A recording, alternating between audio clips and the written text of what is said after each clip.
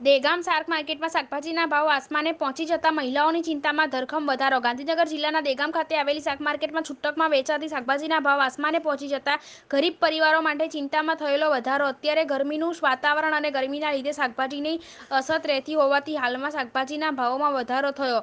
તેમાં આદુ 250 ગ્રામના 80 રૂપિયા અને ચોરીના 200 રૂપિયા કિલો, ગવાર 100 રૂપિયા કિલો, ફુલેવર 100 રૂપિયા કિલો, વટાણા 160 રૂપિયા કિલો, લીલા ધાણા 30 રૂપિયાના 250 ગ્રામ, ગિલોડા 80 રૂપિયા કિલો. આમ શાકભાજીના ભાવ હાલમાં વધી જતા ગૃહિણીઓની ચિંતામાં વધારો થવા પામ્યો છે. તો બીજી બાજુ ગરમી આસમાને પહોંચી જતા ખેડૂતોને ખેતરમાં વાવેલા શાકભાજી પર સુકાઈ જાય છે.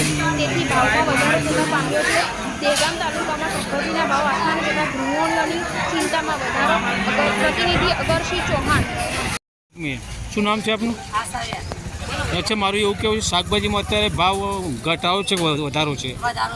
આ બધા શું ભાવ છે બોલો જરા. ફુલાવર 80 રૂપિયા કિલો છે, લોડી 80 રૂપિયા કિલો, હા, ટામેટા 30 રૂપિયા કિલો, 30 રૂપિયા કિલો, ચોળી 120 રૂપિયા કિલો, ગવાર 100 રૂપિયા કિલો, દાણા 100 રૂપિયા કિલો, વટોણા 80 ના 500, 120 રૂપિયા કિલો, 160 રૂપિયા કિલો.